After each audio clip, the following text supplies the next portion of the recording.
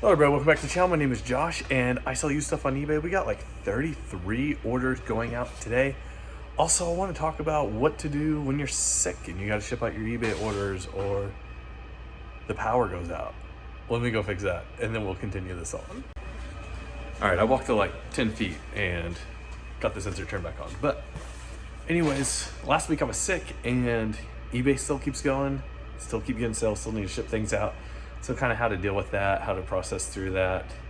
Do you keep working through things or you take some time off?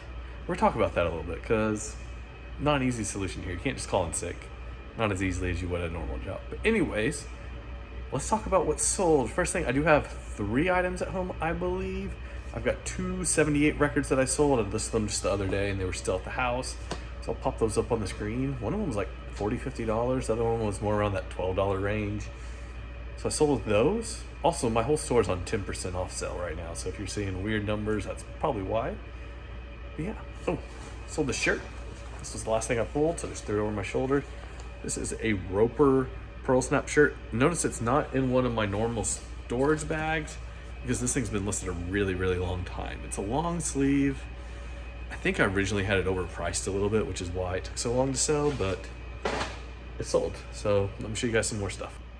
All right, I got this Underwood typewriter going out. It is completely busted up there, like that space key, like completely broken in half, really bad condition. And the buyer actually asked me to change the address because they messed up on their apartment number, and I'm going to gladly do that. I'm going to do that on this item mostly because who's trying to scam somebody for a broken typewriter? That's not the type of category where you're going to find scams. If this was like a $500 video game, I would cancel the order and ask them to repurchase with the correct address. But since it's an old busted up typewriter that is not that big of a deal, people are not scamming on these types of items, I'm just going to go ahead and update the address for them. Lose a little bit of buyer protection maybe, but no big deal. One DVD going out, New Biology, Bruce Lipton. Never heard of this, and that's why it sold. This low print stuff, that's what I'm looking for. This was not a good sell. Jumpstart Typing. I originally had this listed for $4.50. I bought this in a whole box of PC games, where I bought the whole box for $5. Got like $1.95 out of it or something once all was said and done. Glad that's gone. Ooh, this is like a Western denim skirt. It had no brand on it, but I still listed it for like $10. Somebody sent me an offer of $8. Gladly accepted. 2 SNES games going out here. We got Donkey Kong Country 2. This is like, I remember playing this a lot. Very, very nostalgic game for me right there. Donkey Kong Country 2. And then the other game, never played this one, Zombies Ate My Neighbors. 2 Super Nintendo games going out. Quite a bit of media today. Little Kubota workshop manual. I got $1 a piece into these. I think I got like 80 of them left or so. Slowly selling. Troll and I think I only got 1 or 2 copies of this left. I had like 30 copies of this or something crazy. Paid a little less than $1 a piece. Not making much, but very easy multi-quantity listing. Foot pedal to a sewing machine going out. Not a lot of value in these, but they can sell relatively quickly. So I am happy when I get them, but not much money. 2 pieces of fabric going to the same buyer. Got this like little scrap that's like kind of like a tie-dye type thing. And this purple sparkly, I don't know. And then I got 1 CD, Miguel Casana, Incencio. It's always this low print stuff you've never heard of that is where I'm actually making the money. So yeah, that's what we got. I'm gonna put this all in my trusty IKEA bag and then pull some more orders. And then here in a little bit, we will talk about what happens when you're sick. All right, so it turns out there's only 2 more things down this unit. We got God's Light, I don't know, some CD, and then a Ryobi charger. Ryobi usually don't do as good with their chargers, but this one sold, so hey, I'm happy there. Oh, and there was one more thing at home I forgot sold. It was actually the first thing my wife had listed. She listed 5 things the other day, and one of them sold. So I'll pop that up here. It's a little HBA item. Starting off with some new in the package stuff just because it's easier. So anyways, we're gonna go down the other unit and get everything else that's sold down there. Let's go. All right, I'm down to the other storage unit now. We got 5 things going out that I've pulled so far. Also got 2 True Gather things. I cannot forget those. Don't let me forget. So 2 yearbooks. Boomer Collegian 1950-1953 El Reno, Oklahoma. Now, you'd think these are going out to the same buyer. They sold within like an hour of each other, but no. They're going to completely different buyers in completely different states. These have been listed for like 2 years, and then two different people buy them within a couple hours from different states. What are the odds of that? I don't know. Some sort of weird yearbook lottery I just won or something. I don't know. But hey, got like $50 there total, so maybe a little more. Beaver Creek Outfitters, Atwood, Kansas hat. Got like $13 on that. Happy. But this is you that sell hats and like keep them in like totes or boxes or whatever. You find that those boxes are just magical. Like I can pull a dozen hats out of a box and it's like it's still completely stuffed full. I don't know if they reproduce in there or what happens, but it doesn't matter how many I take out. There's never room to add more hats back into the box. Does anybody else have that issue, or is that just me? Remington Park Pepsi hat, cool little hat. I think like $15 or so. And then this bad condition Cocoa Puffs hat for like $7 or $8. Those are the hats in the yearbooks. Let's pull some more stuff. All right, this tote is what I'm talking about. I know I've sold 15 or 20 hats out of this tote, and it's full, completely full. All right, I got a few more items. Still haven't done my True Gather stuff. Need to do that.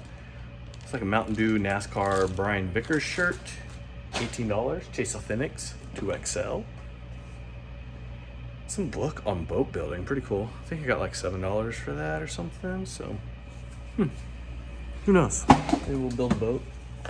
Another book about loving a person or understanding and loving with alcohol and drug addiction. Going out. One little Ford part. These are like go on headphone cover ear muff thingies. And one pair of kids Sauconys, size 13 and a half.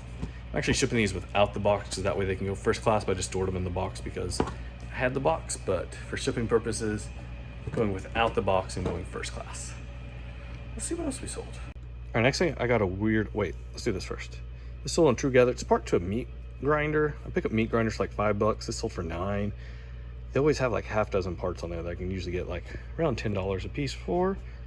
Then I had a buyer come in and buy a whole bunch of lots of patches and different things. These are all like bowling patches. Then these are all the same. This is 6 of these American Trucking Association patches. This is like different pinbacks, but like they're all ones that I did not deem were worth listing individually. My hands are getting full. Let's put this down. Hang on. Ugh. Here's 2 more patches. These are like Marshal Services for Cherokee Nation.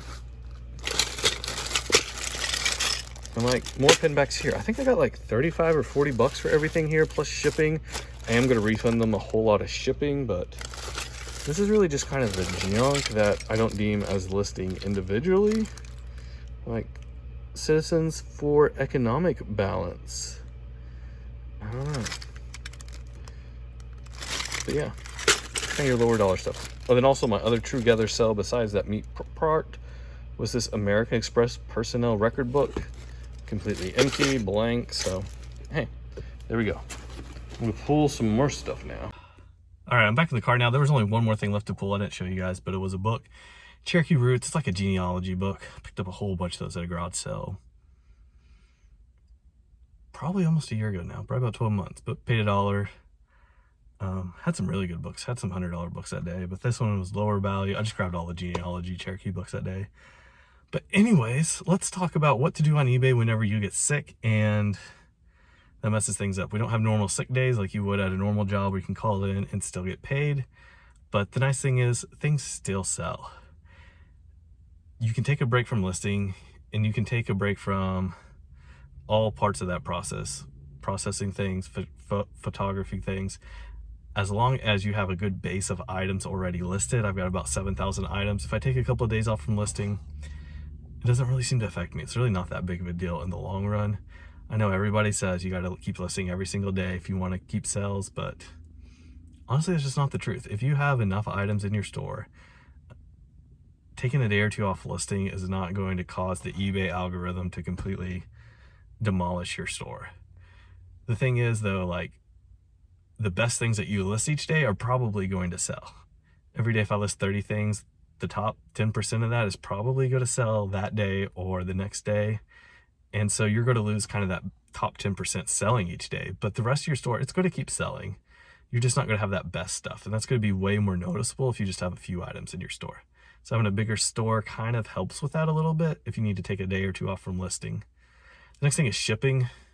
If you're unable to ship things out because you're sick, then you're in quite a pickle.